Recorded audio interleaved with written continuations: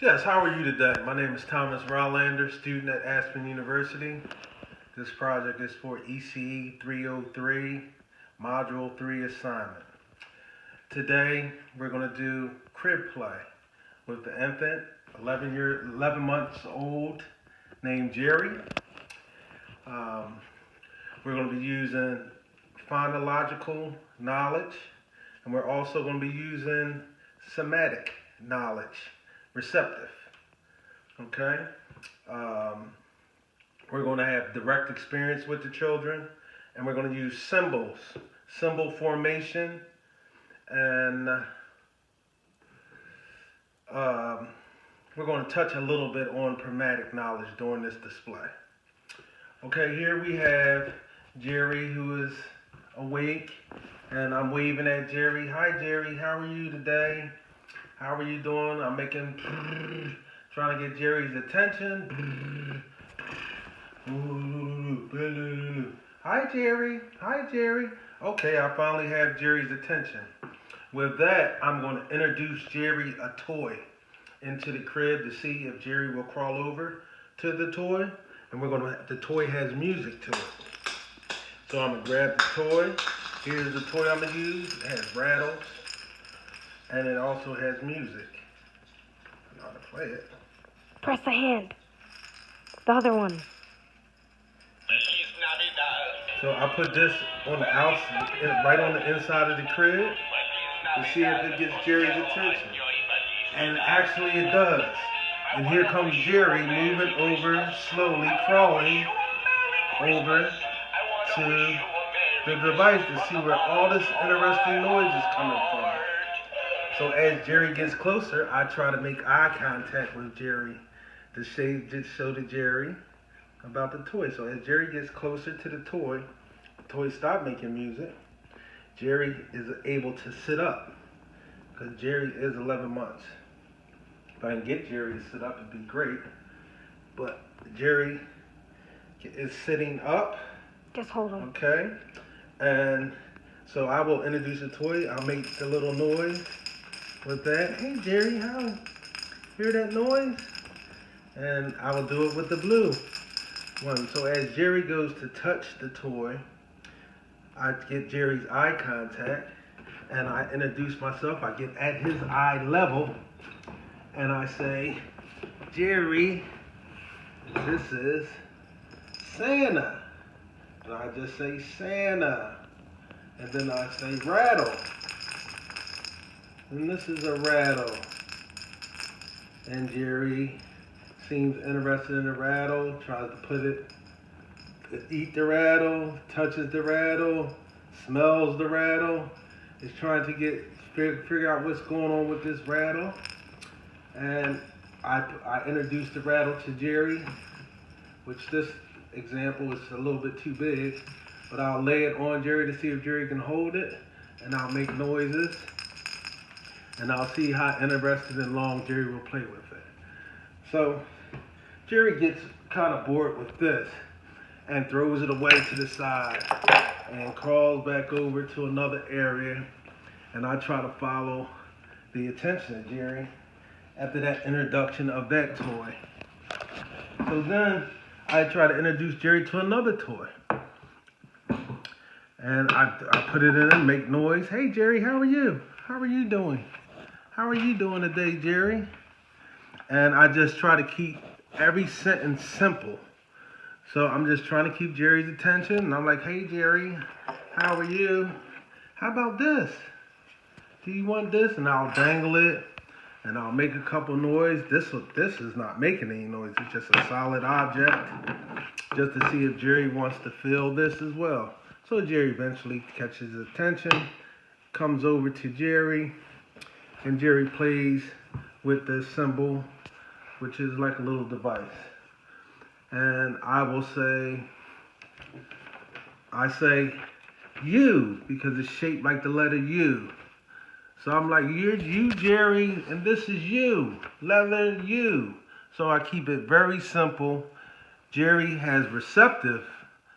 understands receptive language. Jerry can't talk yet, but Jerry's making nice noises. He's smiling at me, seems to be having a good time, and he's interested in this object that I'm dangling in front of him. And eventually he touches it and plays with the item for an extended period of time. Of course, like all infants, he bites it.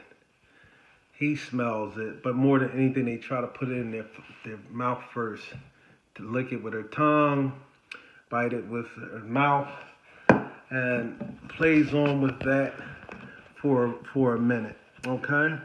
In the meantime, I'm trying to do some little funny things with Jerry. I'll give Jerry a little tickle, give Jerry a little tickle there and there, and we're just having a good old time. And Jerry's happy in the crib, and what I do is once I introduce a toy and they lose interest, I'll put it to another part of the crib to see if they want to wander back over to it. So I had that toy and that toy that I wandered to different portions of the crib. Now Jerry's will turn to look at the toy. Jerry can't walk up, but he can stand up on the railing of the crib. So now Jerry's standing, and as I move the toys, Jerry's head is moving to look to see where I'm going with the toy. But then Jerry comes back to me because I think he understands that I'm the source of his entertainment right now. I'm making all types of noises. I'm being very, very silly, and Jerry's just having a good old time. So my last item I'm going to introduce,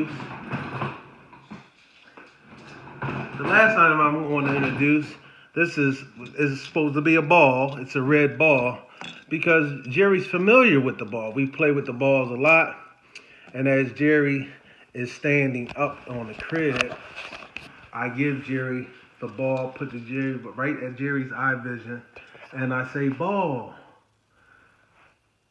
And I hesitate to give Jerry a chance to maybe say something.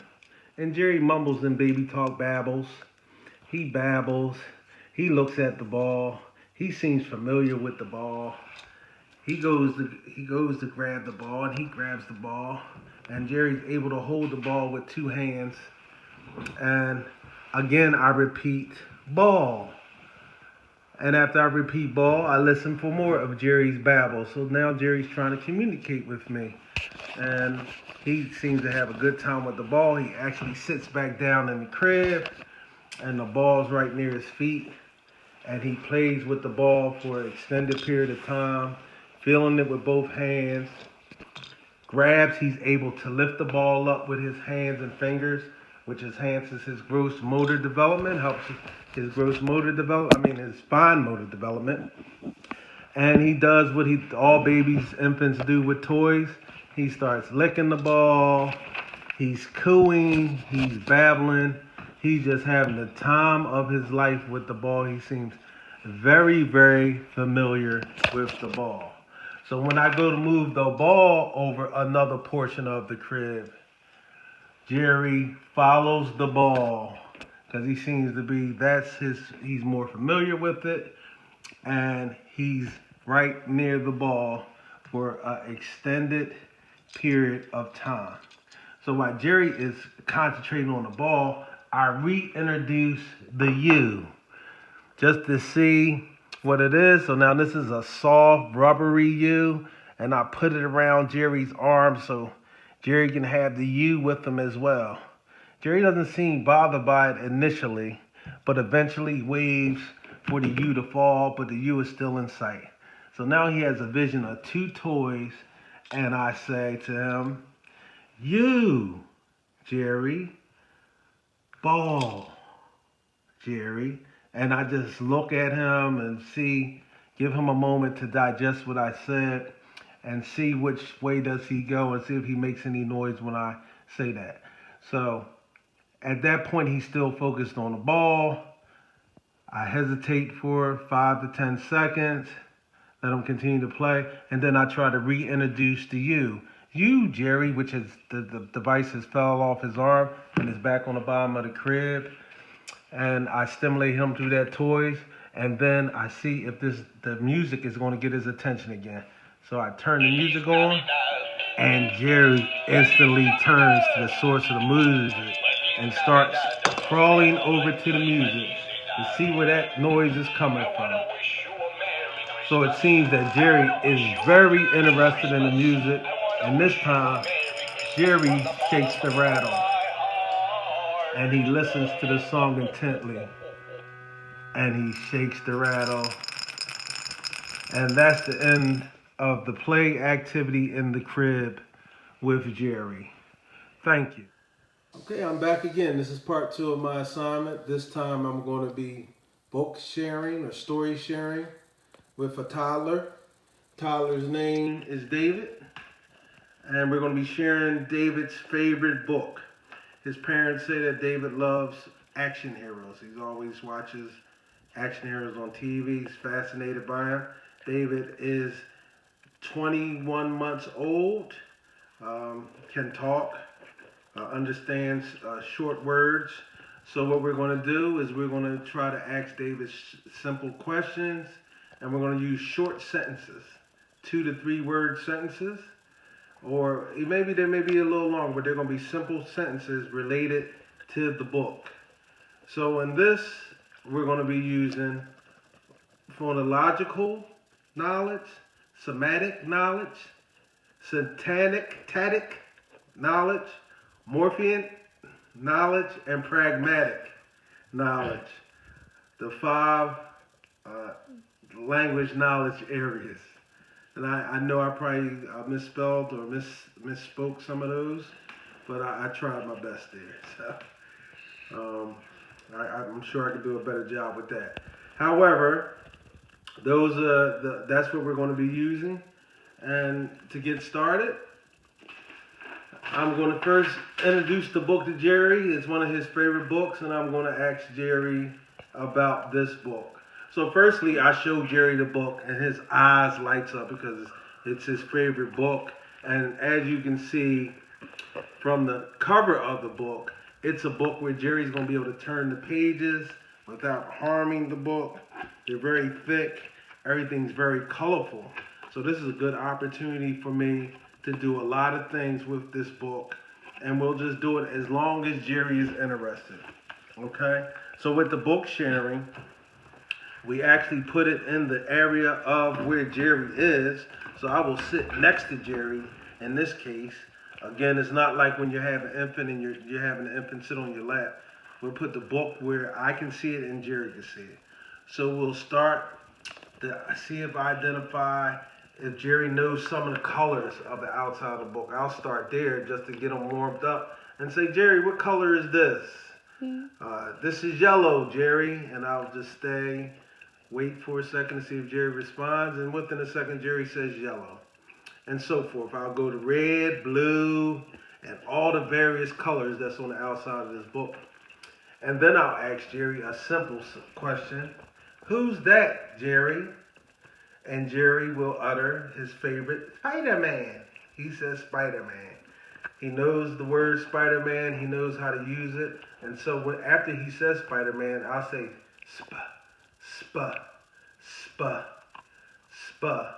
So he can really get that Spider-Man in there. So then we'll start browsing the book.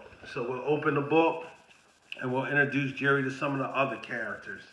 So as we go through, I will introduce this character, this character, this character, this character, and give Jerry the opportunity to turn the pages himself. So it's not like Jerry can read, but these pictures are very interesting to Jerry.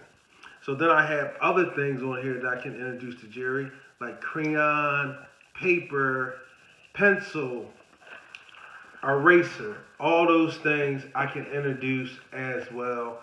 And again, like here again is book. So we'll just say book.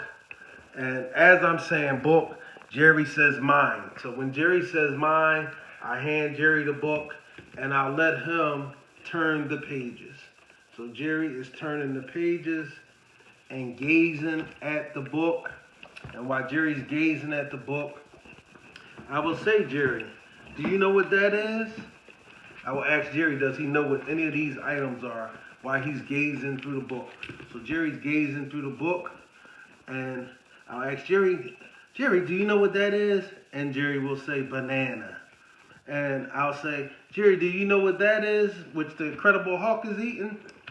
and he will say ice cream. Jerry can say those simple words because he loves ice cream. He's familiar with bananas. He also is familiar with cookies and apples, so he can say those simple words. So after he says the words, I will do the sounding as well. So when he says banana, I'll say banana. That's right, Jerry, banana. And the same thing with apple. When he says apple, I'll be like up, apple. Apple, that's right, Jerry, that's an apple. And then cookie, we'll do the same thing, raisin, which he's really not familiar with. And then we'll show him some other things. We'll say truck. So we'll introduce him to the truck where the ice cream is at. Truck. He won't understand ice cream truck, but he'll understand truck, and he may relate it after going through the books on numerous occasions. If he sees an ice cream truck outside, it will instantly introduce in his mind. He'll say ice cream, and then he may say truck. So we have all this other stuff, and I'll let Jerry continue to go through the picture book as he likes. And so Jerry turns the next page, and on the next page, it's a picture of a bunch of books. So it just reinforces trying to get the children, introduce them to books and to love books. So we have so many different types of books, and Jerry is looking at all the figures, but while he's looking at all the figures, in his mind, he sees all these books. He sees all these books. So I'll ask Jerry a simple question. Where do you like books, Jerry? Do you enjoy books? And Jerry will either answer yes or no. But Jerry loves this picture book, and he's really not paying me much attention. He's really going through the book. But I'll introduce the question and see if he'll answer it. And in this case, he answers yes, I like books. So then I show him this symbol, which is a symbol of a heart, which is love. And I'll say, Jerry loves books. So I say, okay, Jerry. So Jerry loves books. And so we go back and forth and let Jerry enjoy the book as long as he likes. Once Jerry is bored, he will let me know, and he will move on to a different activity. In this case, we got to page 3 before Jerry lost interest in something else in the environment, caught his attention, and he went on to that item, to whatever that item is that caught his attention. And I will say, thank you, Jerry, for reading the book with me. So I'll say thank you and see what Jerry's response is. But in this case, he's not thinking about my thanks. He wants to go on to the next activity.